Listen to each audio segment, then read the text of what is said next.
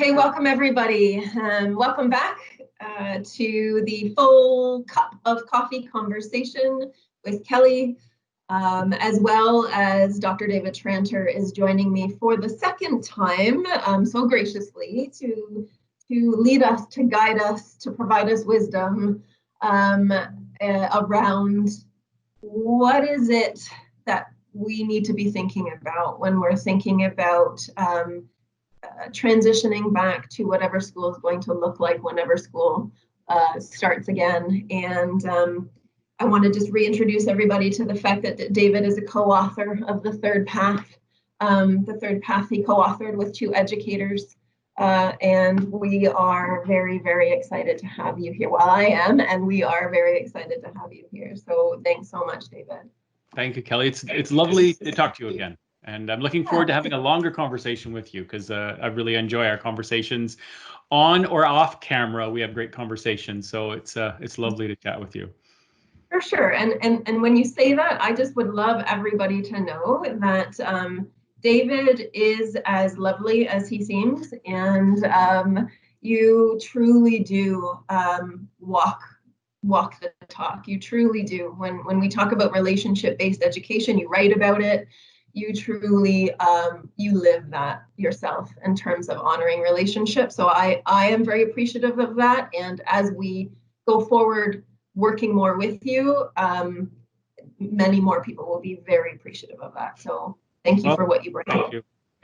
Thank you for that. It's an occupational hazard when I say it's really important to have good relationships, and then suddenly I have to like practice what I preach. So thank you. And you do that with such authenticity and integrity. So thank you.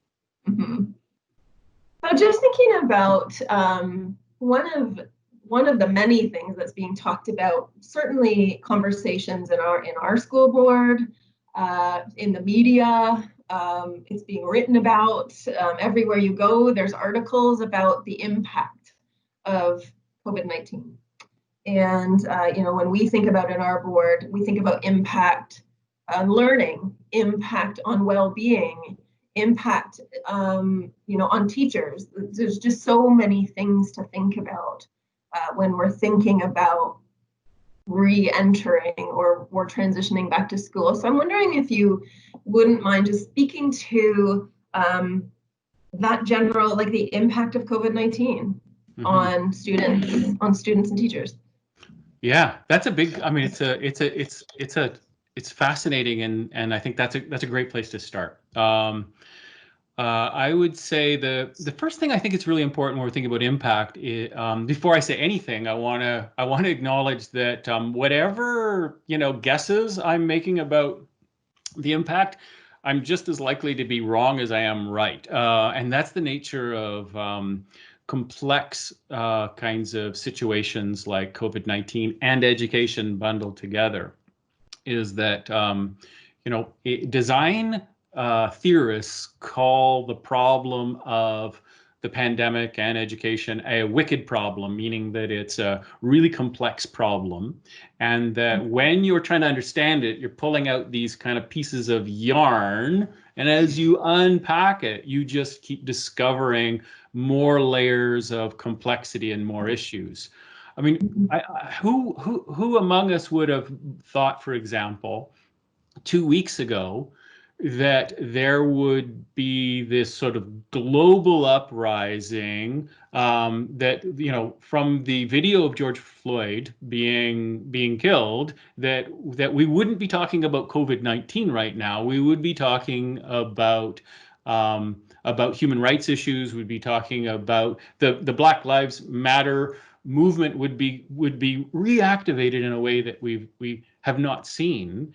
Yes. And across not just the United States, but in Canada and countries all over the world. I mean, that's an extraordinary thing to have happen. It's very exciting and really important. Who would have thought 2 weeks ago that we'd be here? So that just sort of shows you the nature of sort of wicked problems and the nature of sort of complex social problems and social situations that you just can't predict them. So I want to kind of acknowledge that up front is, first of all, that we're living through a kind of an extraordinary moment in history, both in terms of COVID-19, and let's hope all that has happened following the death of George Floyd. But Yes. but I also just want to sort of then say, well, that also means that we can't really predict the future, and we can't Mm. predict what will happen. But the one thing we can do, or at least I would contend that we can do, is roughly recognize that there's kind of three phases that COVID-19 will figure into when it comes to education.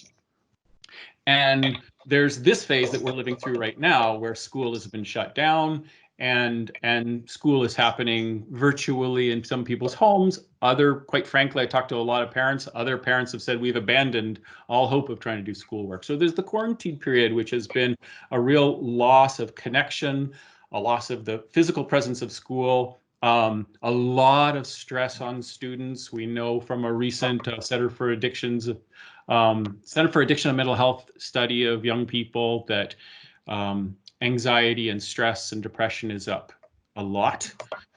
We also know that kids have fallen behind from their learning. So there's that period that we're living through. Yes. Now there's a kind of and you and I've talked about this before, but there's a kind of an assumption that, man, when we get back to school, then phew, we'll be back. We'll be back to a kind of normal. But of course, the pandemic will still be going on. And as we know, as we see across the world and in other provinces, as students return to school, school doesn't look anything like what we're used to. So there are all kinds of provisions that have to be put into place to control the risk of the spread of COVID-19. And those are tough situations. We're talking about a lot fewer desks in the classroom. We're talking about, in some cases, plexiglass between desks. We're talking about fewer kids going to school at a time in order to ensure proper physical distancing. Talking about regulating what happens at recess to ensure physical distancing. Talking about a lot of lineups, a lot of fear, a lot of control, a lot of managing kids. And what will be top of mind will be ensuring their physical well-being. And we can talk about that more, but I want to put that on there. That is going to be an extraordinarily stressful time for people. I would say to people, anyone who's tried grocery shopping or shopping of any type right now knows that it's a really unpleasant experience because it's scary. You get in, you get out, you follow the rules, you wear face covering, you hopefully wear a mask, you do whatever you need to do just to get the transaction done. And I think that we get a glimpse of what school might feel like if we're not careful when we have those experiences right now. And then the other one that I want to put out there for us to kind of consider is that, of course, fingers crossed, there'll be a vaccine. The pandemic will no longer, be active, and we'll be able to not live in fear of getting COVID-19. And let's say, fingers crossed, it'll be September 2021 that kids return to school, and we don't have to have any provisions in place. But I still think that what will be interesting and challenging is what education will look like after we've been through phase 1 and phase 2. And I think there's a lot of opportunities in phase 3 to think differently about education, but there's also a lot of risks that education may not recover. We may not be able to build on the gains that we had made in education before COVID-19. So those are the three phases, and I think all of them are really, really important, but they each have their own challenges, and then they also kind of inform the next. So if we acknowledge the phase that we're in right now, that we are sitting in the muck of right now, which is that phase 1, and we all, you spoke to what we know to be the impact on kids, and I would also say on sort of the educators and the adults that have been trying to take care of the kids during this time, and the impact on their own mental health and well-being during this time. So that's a bit of a known for us right now. We're in it, so we're experiencing it. So I'm just sort of like, as much as we can, thinking ahead, knowing that like you say, we can't predict anything, but we do know the things that kids need when they're feeling uncertain and anxious, and potentially unsafe. And we do know that stuff. And that's really what the third path is built on, is how do we, then what is it that we do know based on what we can slightly predict about how difficult some of this may be? Then what is the school's role? Like what are the things that we can start to think about in terms of rebuilding school community, like we talked about in the sip of coffee? What are some important things for us to start sort of thinking about in terms of the school's role? So maybe then, yeah, that's a great, that's so important. So maybe as knowing that there's kind of three phases, maybe we can spend a little bit of time talking about how do we help students with the impact of phase one. What role does school play? And then maybe we can talk about how do we kind of help students cope with phase two. But as you say, we know this has been an extraordinarily stressful time on students. I've one of the things I've kind of had the good fortune of doing during the last couple of months is that I've been doing a lot of webinars for parents about just coping with being at home, coping with the anxieties and worries and the general stress level of their kids. And I'm hearing a bunch of things that probably wouldn't be any surprise to anyone watching this, but a lot of stress, a lot of anxiety on the part of young people. Quite a significant percentage of young people isolating themselves even more than just the isolation of their own household, that they're spending a huge amount of time just in their room. We do a kind of question and answer thing for parents, and the questions that I get from parents, regardless of where we're doing this, tend to be very similar. And there's always a lot of questions around, how do I lure my child out of their bedroom because they're spending all of their time there? Yeah. There's also those kids, for example, who struggle kind of socially at the best of times at school, and need school to continue to build their confidence and their social skills. And I've heard from a lot of parents who are just really worried about those kids who seem to have kind of regressed socially.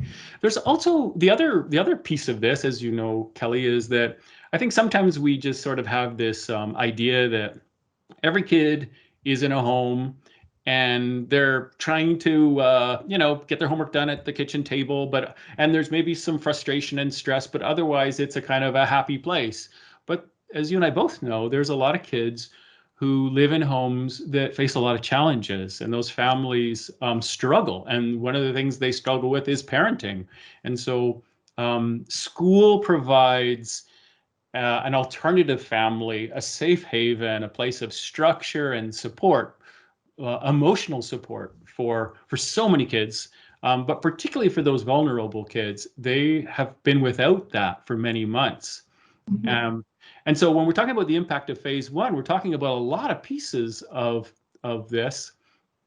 What school, and I think, we've talked about this, I know you know this really well, but what school does for kids is it is an anchor in their lives. It gives them a sense of belonging, a place, an alternative, as I said, family. It also does practical things like breakfast programs and clothing cupboards and all kinds of after-school programs. So there's just so much that school does for kids. Learning is one piece, and that's an important piece, but it's often not the piece that kids, remember the most, and it's so much more than just learning. So I know that that's a lot there, but I think that what kids need more than anything else is for school to be that anchor in their lives that provides so much more than just learning. And I don't want to downplay learning, but nor would I want to just pretend that school is all about learning. School is so central to the lives of young people. And so when you describe school as an anchor in the lives of kids, and I certainly have had some conversations with students as well as educators during this time, and resoundingly, it is what people are missing school. And if you unpack that, what are you missing about school? It is always, the answer is always the people, the relationships, the connections, the community, the sense of belonging. Like that is often, almost always, the answer that I've sort of received or heard in my conversations with people. So if we are an anchor for kids, and we're looking at being and maintaining that sense of being an anchor when we come into September, come into transitioning back, what are the things, what is going to be really important for educators to think about in imagining that we're the anchor for kids? What's going to be some really important stuff for educators to be thinking about? So if we look at what the literature says, and ultimately what found its way into the book, The Third Path, we know that that young people, and for that matter, all of us, it doesn't matter your age, we all need to feel emotionally, psychologically safe. We need, in order to just get through the day, in order to think, in order to be creative, in order to learn and grow and develop, we need some basic level of emotional, psychological safety. That's critical for the not just the well-being, but the achievement side of things too. School is also, for a lot of kids, where they learn how to manage their emotions. And any junior kindergarten, senior kindergarten teacher will tell you that that's what they do a lot, is helping kids manage their emotions. But high school educators will tell you we help teenagers manage their emotions too. So also a place where they can bring their emotion and they get help with it. They get help with how to make sense of how they're feeling. And if we kind of go around these 8 conditions, so that one we talk about is as emotional regulation. But as you just mentioned, one of the strongest for schools, kids get their sense of belonging from school more than just about anywhere else other than their family. So it's vital that school provides a sense of belonging, because that too is a fundamental human need for learning and development. The fourth one, and I worry about this one a lot in terms of returning to school, is positivity. That school is more of a kind of a playful, fun, creative place, which I really worry that all of these provisions, and maybe we can talk about this later, but all of these provisions are just going to suck the life out of the spontaneous kind of fun of school, because we have to take the spontaneity out of things, or else there's the risk that we're going to spread COVID-19. And then just to kind of complete the 8, people need, young people, but also anyone, again, need to be engaged in learning. And this is where what we call achievement, but it's really about this kind of basic human need to be engaged, like intellectually, cognitively engaged in things. Identity is also huge. School is where kids go to learn about themselves, express who they are, learn about the differences between themselves and the other people, respect those differences, learn how to get along with people of all kinds of different backgrounds and shapes and sizes and beliefs. That's where kids are exposed face to face with difference. Social media, you might see difference, but you don't have to actually deal constructively with people who are different than you on social media. But at school, you do. You have to find a way to work together. And then then it's so vital. The research shows that kids feel a sense of success, a sense of mastery, and then ultimately that they have meaning in their lives. And school, again, because it's such a dominant thing in the lives of young people, that is an important source of meaning for them. Or conversely, if it's not meaningful, it's a hugely frustrating thing for them, because they're required to go somewhere that doesn't feel meaningful. I mean, fortunately, I think for the vast majority of young people, even though they might complain about school from time to time, it feels like a very, very meaningful place to go every day. And to be fair, too, to make that point, I think they're feeling that right now when they're not going to school, is that I don't have this kind of place to go to.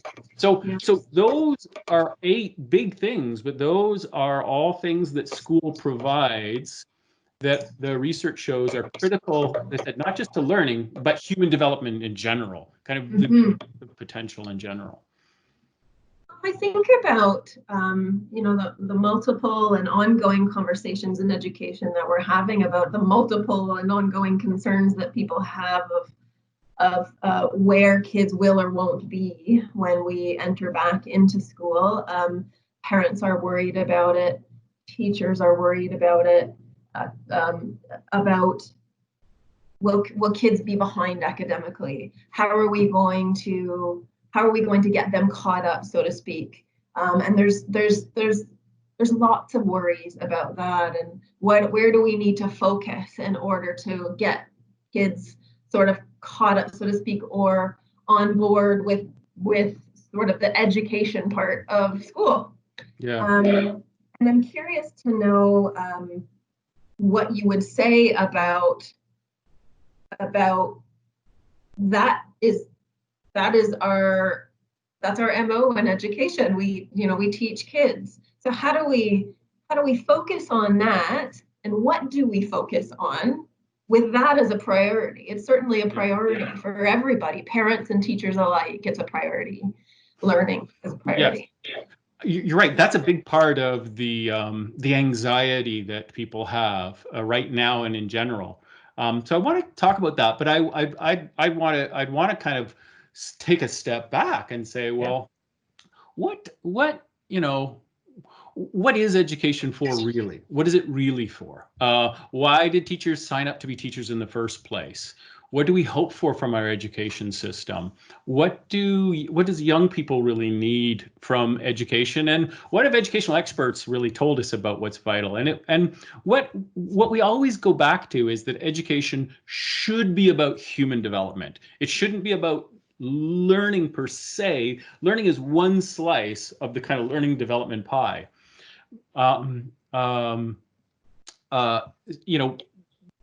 That really, the real sort of business of education, I would argue, is human development. And there's many education sort of critics of education who have said this loudly and clearly, is that we've risked turning it into a learning transaction or a learning enterprise. I don't know many teachers who enjoy just that piece of it. They signed up to be teachers because they love kids. They love helping kids reach their potential. They know that kids have all kinds of different potential, and they want to see that potential grow in all its different forms. So my first thing would be to step back and ask ourselves, what are we really, what are our real goals in education? Our real goal should be about the development of the person as opposed to a specific piece of curriculum. We get locked into a very narrow way of thinking when we worry about, oh my God, there's all this curriculum to deliver, and now we're a couple of months behind in the delivery of that curriculum. We have to be really honest and say, well, really, how vital is every single piece of that curriculum? Experienced educators will always tell you that they'll use their discretion and know these are the non-negotiable parts of the curriculum, and these are the negotiable parts of the curriculum. So first off, it's education is not just about learning; it's about human development. But the other piece of that is, let's just say for the moment that we want kids to learn as our top priority. Then all the research shows that kids don't learn unless you put those conditions in place, unless they feel a sense of belonging, unless they feel a sense of positivity, unless they feel emotionally and psychologically safe, they don't learn. You might be able to get them to do work, but that's not learning. That's just compliance. And so I think that there's a lot of pressure that everyone's putting on themselves, parents, teachers, school administrators, to get back to the kind of business of learning. But I think there's a risk there that we'll get back to the business of kind of teaching and compliance, but not real learning.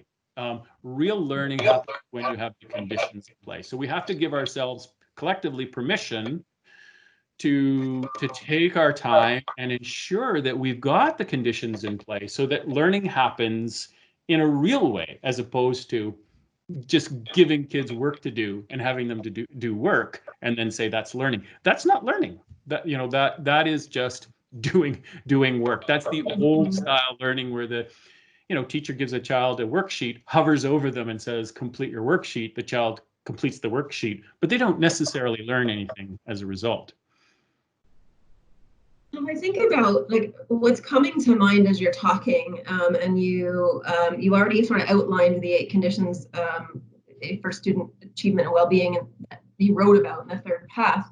And what comes to my mind is sort of even the first 2 conditions. We talk about safety and we talk about emotional regulation, because you sort of talked about all of the ways in which kids have been impacted, and what school may look like in terms of all the provisions that need to be in place, and how the possibility exists that things like emotional and psychological safety and the ability for kids to sort of regulate themselves will be impacted even more so than what we would see in regular sort of normal times. Yes. So I'm just wondering if those 2 conditions sort of jump out at me, and in terms of just not that those are the only things we think about, but like really sort of the Maslow's hierarchy of needs, what kids are going to need to be able to just like be at school, to be at school and find the learning part of their brain. So I wonder if you wouldn't mind just speaking a little bit to the emotional, psychological safety and regulation pieces, and how we can be intentional, educators can be intentional in thinking about those conditions as kids are walking back into the school building. Yeah, that's a really important one. So putting the physical safety provisions in place is going to be so important, as we said, to reduce the potential transmission of COVID-19. But interestingly, my bet will be that putting those provisions in place won't lead to sort of emotional safety. In the same way as if you go shopping, it's reassuring to know that that particular business has put those provisions in place. But I personally, I have not ever done that. I haven't done that very much. But when I do it, I just feel this kind of baseline level of threat. I want to get out of there as soon as possible. And so, on the one hand, I know that's a good thing, but on the other hand, my brain, my amygdala is saying, get out of here. This is your well-being is at risk. And so there's every reason to believe that will be the case for young people too, that it will be really important to put all those provisions in place, but those provisions will feel emotionally unsafe because they'll be triggering the alarm bells in those and in that child's brain. What's interesting about it is that they won't necessarily know that. It's not like they're going to say, "Oh my goodness, I'm suddenly feeling, a fight or flight response." They're just going to feel a general level of uneasiness. Yes. And so they won't necessarily know to talk about that or to say that. So first is to recognize that when we feel emotionally unsafe, we really can't concentrate. We can't learn. As you know, Kelly, all the research shows that is that when our brain is engaged in worrying about potential threats to our well-being, we're too distracted to be thinking about much of anything else, especially learning new things. Again, though we're not necessarily always consciously aware that we're in that state. Yeah. What I think is going to be so important is that, and this gives us a chance to talk about something that I know you and I have talked about before, just in our conversations. It's a bit of maybe a pet peeve, I don't know, but it'll be so important that teachers constantly check in with kids to ask how they're doing, to talk about how they're doing. So it won't just be, hey, how were you during the time away? And assuming everything, it'll be constant check-in. And I think one of the things that you and I've talked about before is there's a kind of anxiety among teachers that if they ask a student, how are you, that they're going to open up a can of worms that they won't be able to deal with, or they'll enter into some sort of counseling relationship that they're not qualified to enter into. And I think it's so vital in order to mitigate the impact of the physical distancing provisions, the emotional impact, that the burden will be on teachers because they'll be the ones who see those students every day to check in and say, how are you doing? How are you feeling? You seem stressed or you seem unhappy. What's going on?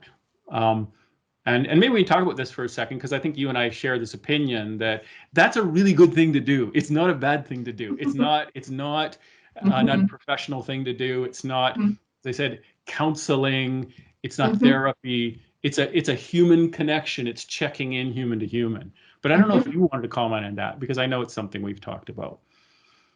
Oh, how much time do we have? I think it's also a way of helping children become more aware of their emotional world, and it's building social emotional sort of competence in kids. Is when we are opening those how are you feeling? What are you noticing in your body with that? When we notice certain behaviors, because that's probably what we'll see, right? Is behavior more than anything, is really trying to have conversations with kids about and trying to understand what's behind the behavior, what's the stress and the anxiety and the worry or the fear behind the behavior, and it will be so important to be able to have those open conversations with kids. I had a conversation with a student couple days ago, and as you were talking, what really stood out for me, two things. So this student said, students are going to need, we were talking about transition back, students are going to need the permission to feel. When we go back, we're going to need permission to feel and an opportunity to talk on a regular basis about what this is like. And that doesn't mean talking to a counselor. That means just talking to caring adults that are in front of me every day. And that in and of itself creates emotional and psychological safety when we create an environment where kids can feel like they have permission to talk and feel about what's happening. And the student also said, we also need to feel reconnected back to school. We need to feel that community back. We need to feel like the relationships are being rebuilt, and the learning will come. The learning will come. What we need. So it's just that student perspective of really everything that as adults we're talking about, but it just brings it to light for me that this was a child sharing with me essentially what we're talking about. So I guess as I think about sort of the other piece of the equation here is our educators and the people that are going to be in front of kids every day and holding the space for kids and helping them walk through this time every single day. And one of the things, when we talk about relationship-based education, we're talking about creating all of those conditions for kids, and that educators are the strategy for that. And if they're the strategy for that, they've also been impacted by COVID-19 a great deal. We all have. So I'm thinking about what are our like from an intentional, compassionate, caring standpoint, how do we hold our educators in this space? And what are they going to need? What are they going to need when it comes to helping kids every day be okay? Yeah, that's such an important thing, that we really focus on the well-being of educators. The other thing that came up in my research for the book time and again is the idea that student well-being kind of starts with educator well-being, and it's something we kind of intuitively know, especially if we're a parent or something like that, or a partner. But we often don't connect that really clearly in education, and say if we really want the teacher to be able to support the well-being of the student, we have to really attend to the well-being of the teacher. So I think that there's two things that stand out for me, and it's kind of consistent with this conversation. One is that in the same way that we have to be responsive to students, we have to be responsive to our colleagues in education. If someone's struggling, if someone's not having a good day, instead of just saying, suck it up, and do your job, It's to say, how are you doing? What's going on? We talk a lot. I do lots of stuff, I guess, with teachers around well-being, and we kind of the kind of go-to thing is, let's not talk about self-care. Let's talk about mutual care, because we've all heard about self-care and we all know what we're supposed to do. And self-care just ends up making you feel like it's your responsibility, Kelly, to take care of yourself, and it's not mine. Yes. But I have a responsibility to you. If you're my colleague, if you're my friend, and if you're having a day that's not the best, I have a responsibility to say, how are you? And again, we're talking, as we said, about connection is the essence of education. And so and the connections that matter most are when you do something like that, when you just say, how are you? The other piece of that, so one is to be responsive to one another and genuinely care for and be compassionate toward each other. But on a broader kind of scale, it's also to give educators permission to really muddle through this, to be responsive and to figure this out. Since we know that this is a wicked problem, since we know that there are no one-size-fits-all solutions, there's no program that we can instituted, there's no script to read from, we have to give educators space to figure it out and to say to them, it's okay if you don't get to the learning. It's okay if that is, if your class is a little, off today, or it's okay if you're a little off today. That stuff will come. So I think my biggest concern, again, kind of this bit of a theme in our conversation that I think is a really important one, is we'll make a mistake if we think that the solution to this is just to put all our chips on learning and push learning. It will backfire. Not only will it not be good for well-being, it won't be good for learning, ironically.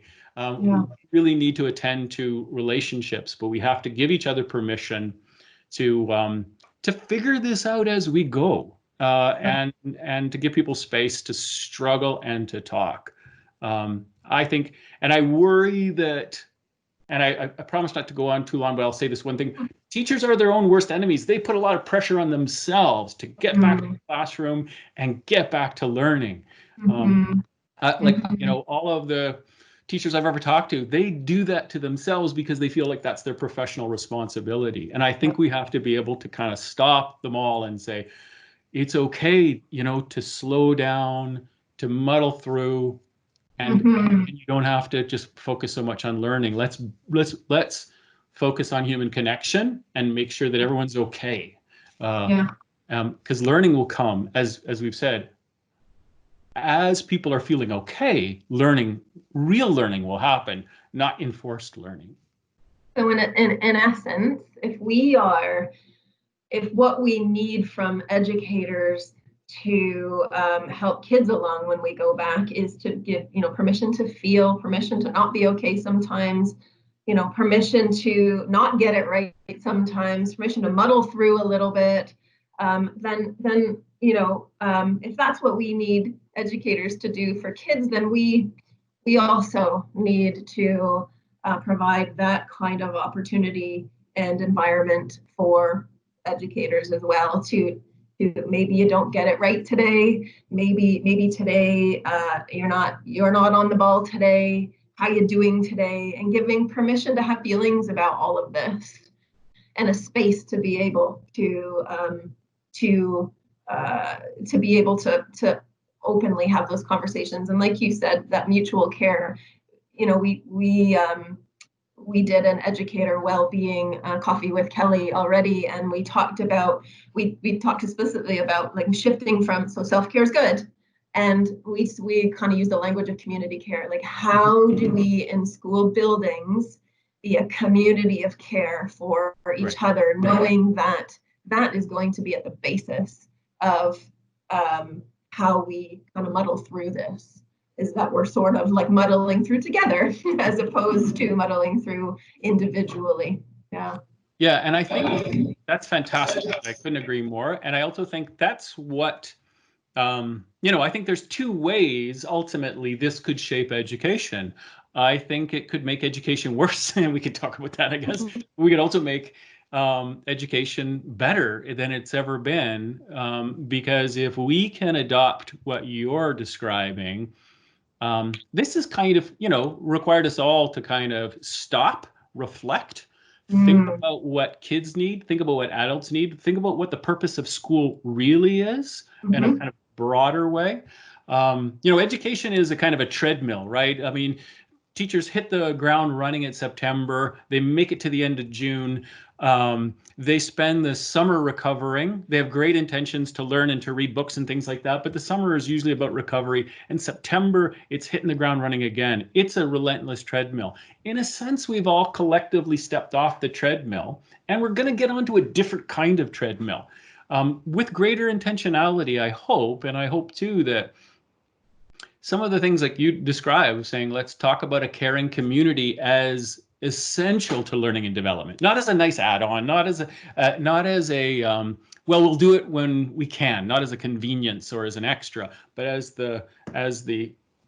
what makes school communities successful. Then that Mm-hmm. makes me very hopeful about the future of education and how what is such a challenging thing like this, how it might influence education in a way that might prove to be really positive. Mm-hmm. Hmm. So I suppose so many unknowns and so many uncertainties, yet so many, but as we've talked about today, there are also things that we know from research, we know from child development that even at the best of times, but certainly in difficult times, what are the things that we know kids are going to need? And Mm-hmm. that's the third path. So the third path wasn't written for COVID-19. The third path was written from this place of this is what we know about children and what children need in order to develop, whether Yes. that be learning development or well-being and emotional development. So um, I know that I am, and we at Thames Valley School Board are really looking forward to working with the third path and to also expanding our relationship with you and all the knowledge that you have and who you are, just who you are as a wonderful human being. Oh, thank you. Thank Yeah. you. So I'm so appreciative of you being here with me yet again. And I will be so appreciative of more time spent with you in the future. And thank you so much for all of your wisdom today. Well, it's been my pleasure, and a great conversation. And I think, as you've said, like, we don't know what the future will bring, but we do know some fundamental things about what kids and people in general need. And I also think that because it's a wicked problem and a complex one, what we need to do is keep the conversation going. Um, I think that is the single most important thing, is that we're always talking about what's working, what's not working, what's helpful, what's less helpful, what kinds of new challenges are we discovering, and how can we respond to them. We often sometimes in education think that there's a problem, and then we impose a solution and then hope that the solution sort of addresses the problem. But we know education is complex, and that it's about you know doing something, reflecting on it, and then responding again and responding Yes. again. And it's this sort of ongoing conversation of sort of learning and reflection, experimentation and response, and we make these small steps toward improvement. So I'm grateful for this conversation, and I see it as a continuation in a conversation that will happen about how we're doing and what do we need to be thinking about. So thanks, Kelly, for this. Yes, very grateful for the ongoing opportunity. So thanks so much, Dr. David Tranter, and we will be seeing more of you. Have a good Great. day. Thank you. Bye-bye. Bye.